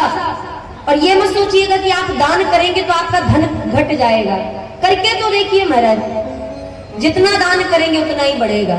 और खासकर पुरोहित जी को तो श्री वशिष्ठ जी महाराज को दशरथ जी ने बड़े मान सम्मान के साथ बुलाया और हाथ जोड़ करके, चरणों में प्रणाम करके, निवेदन करके, हाथ जोड़ के प्रार्थना की कि प्रभु आप मेरे बालकों का नामकरण कीजिए। समय ज्यादा नहीं है महाराज, इसलिए एक हमें नहीं पता, एक लोगों की जिज्ञासा आई थी कि भगवान का जब नामकरण किया जा रहा था तो उस नामकरण के समय भगवान का जो नामकरण हुआ उसमें गोस्वामी जी ने एक ही अर्धाली में, आधी अर्धाली में 2 शब्दों को रख करके तुलना की है महाराज, उपमा दी है। वो हमारा आप सुनेंगे समय रहते हुए। तो जब भी आपके पुरोहित जी आए, निवेदन बस इतना है कि आप जब भी अपने बालकों का नामकरण करवाएं तो अपने पुरोहित जी से करवाएं। नहीं पुरोहित जी हैं तो अपने घर के जो बड़े बूढ़े बुजुर्ग हैं उनसे करवाएं। अब नाम में भेद क्या है, थोड़ा सा इसे भी संक्षिप्त में सुन लेते हैं, ध्यान पूर्वक सुनिएगा। ब्राह्मण अपने बालकों का नाम, पहले बालकों का सुन ले, बालिकाओं का बाद में सुनेंगे। बालकों का नाम, ब्राह्मण को अपने बालकों का नाम मंगलवाचक, शुभवाचक, जिसका अर्थ मंगल हो, ऐसा नामकरण करना चाहिए। सुनने में सुंदर हो, मंगलमय हो, ऐसा नामकरण ब्राह्मणों को अपने बालकों का करना चाहिए। क्षत्रियों को अपने बालकों का नामकरण वीर बलयुक्त करना चाहिए, जैसे रघुवीर, बलवीर, प्रताप सिंह, ऐसा कुछ नाम जिसमें वीरता दिखे, बल दिखे। वैश्य को अपने बालकों का नाम धनयुक्त रखना चाहिए, धनयुक्त, जैसे धनी राम, धन्ना सेठ, ऐसा कोई नाम जिसमें धन आता हो। लक्ष्मीपति के अलावा सारे नाम रख लेना मेरा, क्योंकि लक्ष्मीपति, ये जो लक्ष्मी के पति बनने का नाम रख लेते हैं, ये थोड़ा सा जो लक्ष्मीपति नाम है ये थोड़ा सा गलत प्रभाव डाल देता है। इसलिए धन से युक्त जो नाम हो वो वैश्यों को रखना चाहिए, और शूद्र को अपने बालकों का नाम दास युक्त रखना चाहिए। समय कम है, नहीं तो महाराज जो लोग आज के समय में जाति में बट रहे हैं उनसे निवेदन है कि आप लोग जाति में मत बटिए, क्योंकि समय बहुत विकट है। जाति में बटेंगे तो फिर जाति में आप तो जाति में बटे रह जाएंगे, कोई धर्म पूछ करके आपको काट के चला जाएगा महाराज। वहां जाति नहीं पूछी जाती है। पहलगाम में आपने देखा जाति नहीं पूछी गई, किसी से पूछा गया भैया ब्राह्मणों की, क्षत्रियों की, वैश्यों, शूद्रों, पूछा सिर्फ धर्म। तुम्हारी सरकार ने भी बता दिया कि भैया तुमने धर्म पूछा था तो लो, हमारा धर्म सिंदूर है। अब सिंदूर किसके धर्म में लगाया जाता है, अब वो तुम गेस करते रहो, लेकिन जाति में मत बटिए। जातियां हैं, अब आप कहेंगे जब जाति है तो जाति में क्यों ना बटे। जाति मुगलों के शासन से आई है। मुगलों ने पहले धर्म परिवर्तन करवाया, जिसने नहीं किया उनके गले को काट दिया। उसके बाद मुगल शासन के बाद आया अंग्रेजों का शासन, और जब अंग्रेजों का शासन आया तो अंग्रेजों को लगा कि भैया इनसे जोर जबरदस्ती की नहीं जा सकती, तो ऐसा करते हैं कि इनको जाति में बांट देते हैं। तो संविधान में, ये जो संविधान हमारे भारत का है, आप पढ़ेंगे तो इसमें आपको समझ में आएगा कि हमारे भारत के संविधान को बाबा भीमराव अंबेडकर जी ने लिखा तो जरूर है, लेकिन उसमें संशोधन किया गया है जो कि मुगलों द्वारा ही लिखा गया था। ये पूर्णतया संविधान बाबा भीमराव अंबेडकर जी के द्वारा नहीं लिखा गया है, ये अंग्रेजों ने लिखा था। उसी में कुछ संशोधन किया गया और उसी संविधान में जातिगत हिंदुओं को बांट दिया गया। हमारे यहाँ जाति आप किसी भी शास्त्र में पढ़ लीजिए, जाति नहीं है महाराज, कोई जाति नहीं है। ब्राह्मणों में जाति नहीं है, क्षत्रियों में जाति नहीं, शूद्र में जाति नहीं है, वैश्य में जाति नहीं है। क्या है? वर्ण व्यवस्था। ब्राह्मण का धर्म क्या है?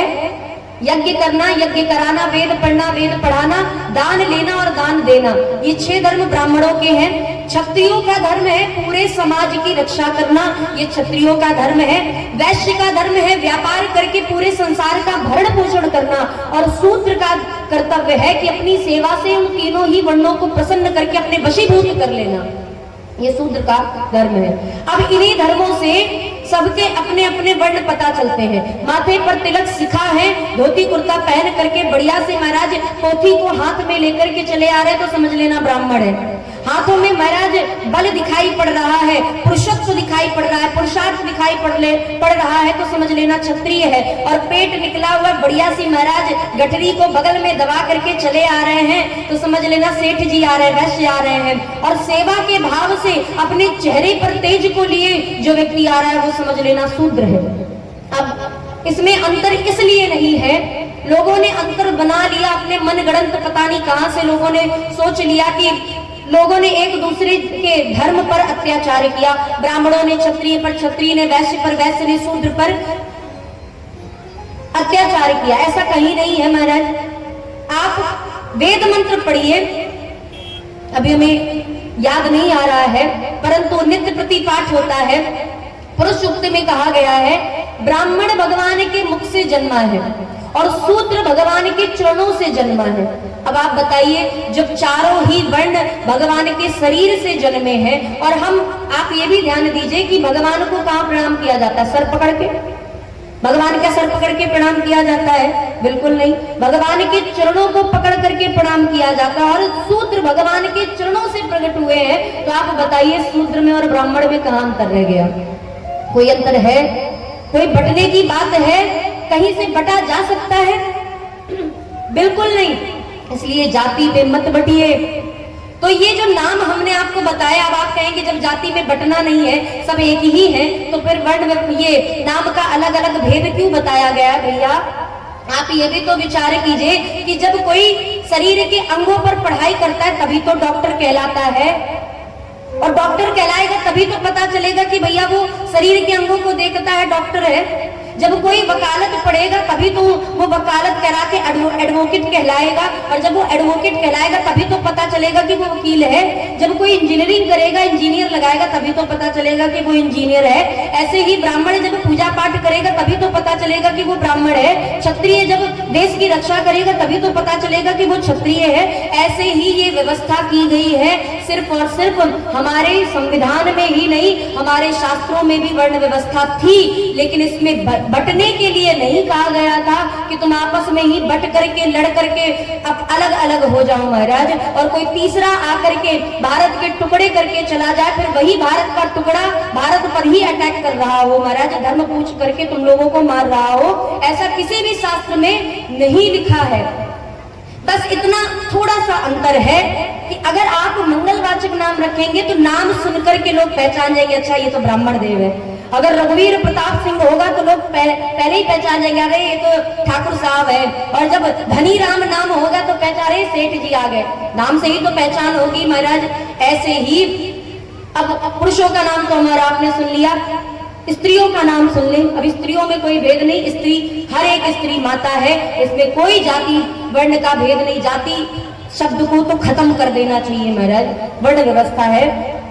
अब ब्राह्मण की पुत्री, क्षत्रिय की पुत्री, वैश्य की पुत्री और शूद्र की पुत्री, इन चारों पुत्रियों को माता पिता को गुरुजनों से नामकरण कैसा करवाना चाहिए? तो कहते हैं सुनने में सुंदर हो, क्लिष्ट ना हो, कठिन ना हो, जिसका अर्थ सुंदर हो, कहने योग्य हो। अब पता चले किसी के मुख में दांत ही नहीं हो, वैष्णवी नाम रख दिया गया। अब बोलते रहो महाराज वैष्णवी, बिना दांत के तो बोला नहीं जाएगा।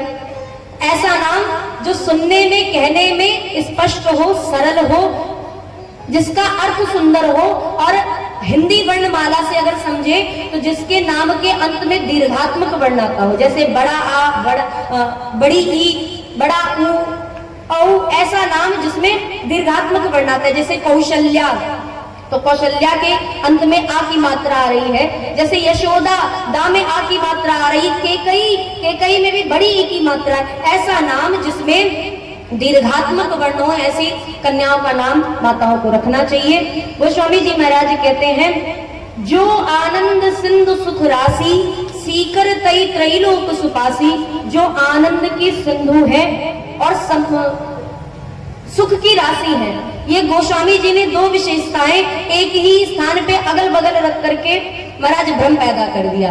या तो राम जी समुद्र की, आनंद के समुद्र हो सकते हैं, या तो सुख की राशि, क्योंकि जिसके जीवन में सुख है उसके जीवन में आनंद नहीं है, और जिसके जीवन में आनंद आ गया वो सुख दुख से परे हो गया।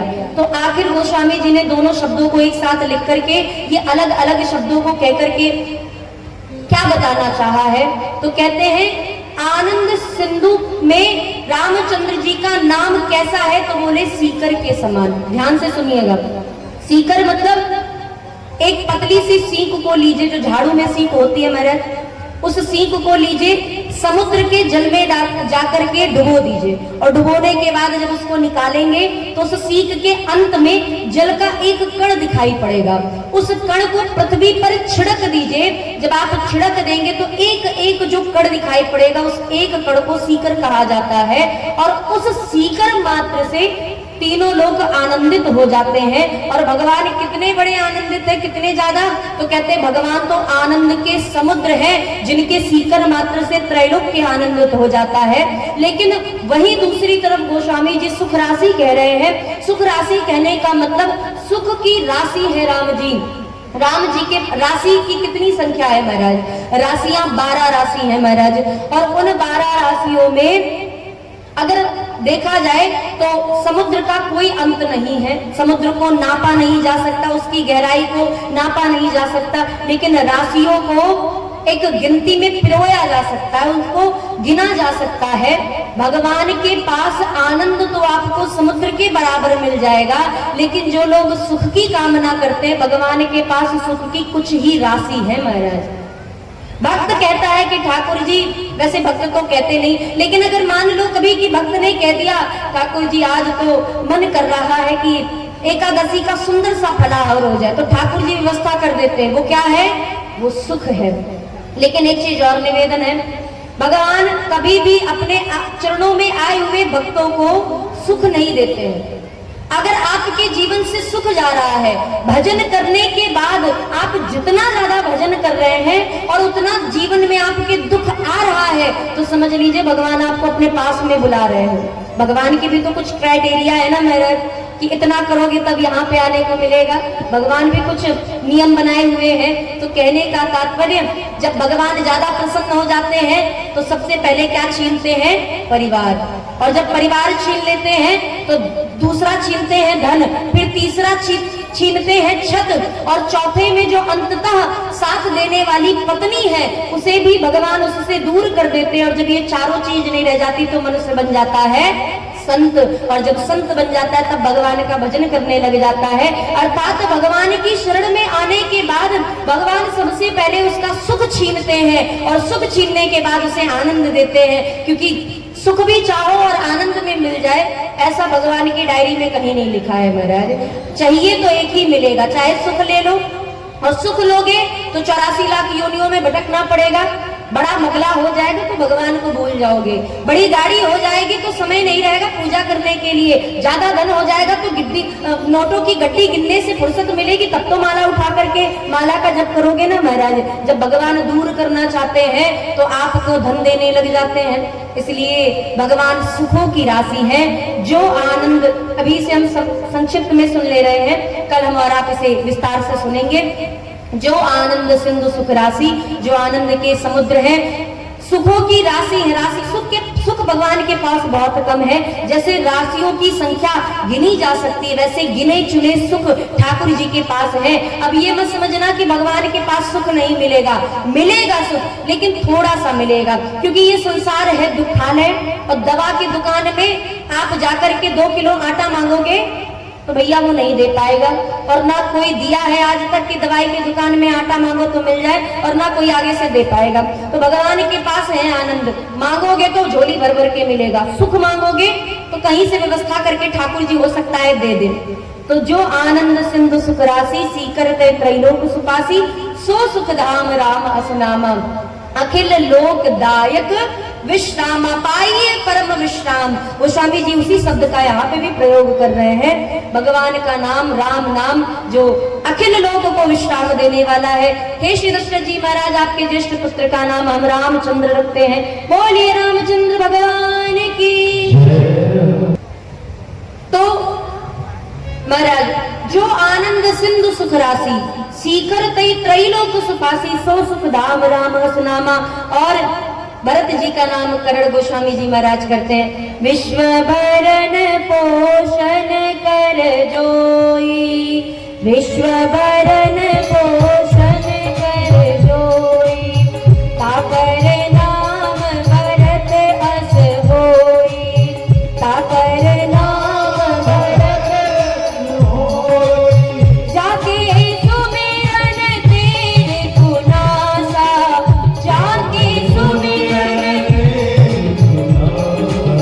नाम शत्रुघ्न वेद प्रकाशा, नाम शत्रुघ्न वेद प्रकाशा, नाम शत्रुघ्न वेद प्रकाशा, नाम शत्रुघ्न वेद प्रकाशा।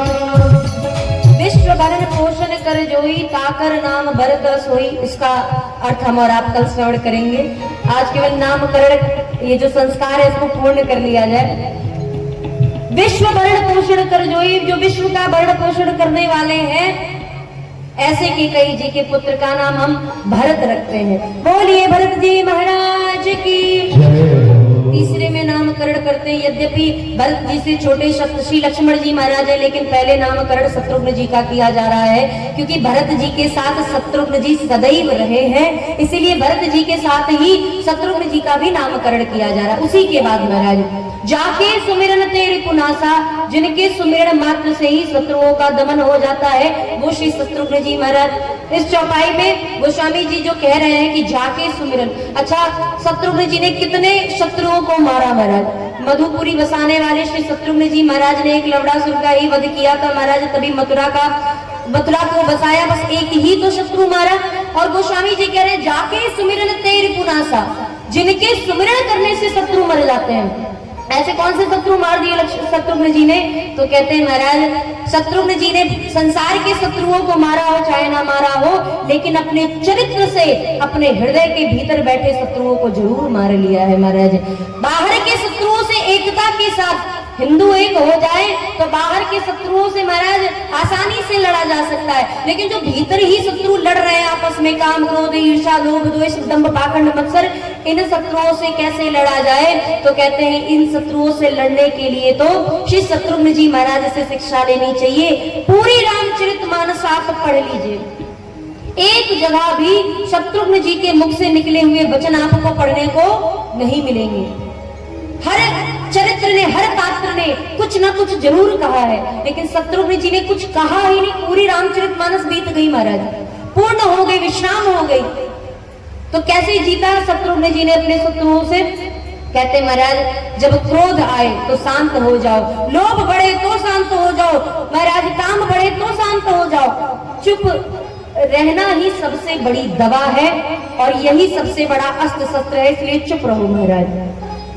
और जाके सुमिरन तेरे पुनासा, जिनके सुमिरन मात्र से शत्रुओं का दमन हो जाता है, ऐसे शत्रुघ्न जी महाराज को श्री वशिष्ठ जी महाराज नामकरण करते हुए कहते हैं, जिस सुमित्रा जी के छोटे पुत्र हैं उनका नाम हम शत्रुघ्न रखते हैं।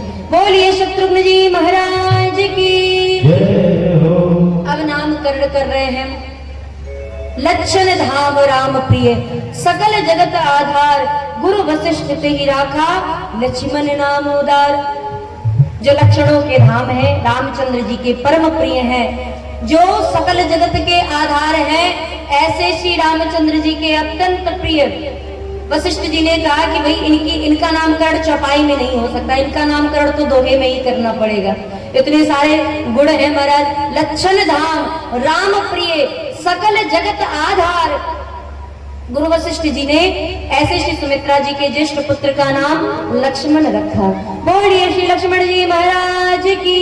चारों भैयन की, चारों भाइयों का नामकरण श्री वशिष्ठ जी महाराज ने किया। धरे नाम गुरु हृदय विचारी, वेद तत्व नृप तव सुचारी। बधाई को एक श्रवण कर ले, उसके बाद आरती और कथा को विश्राम।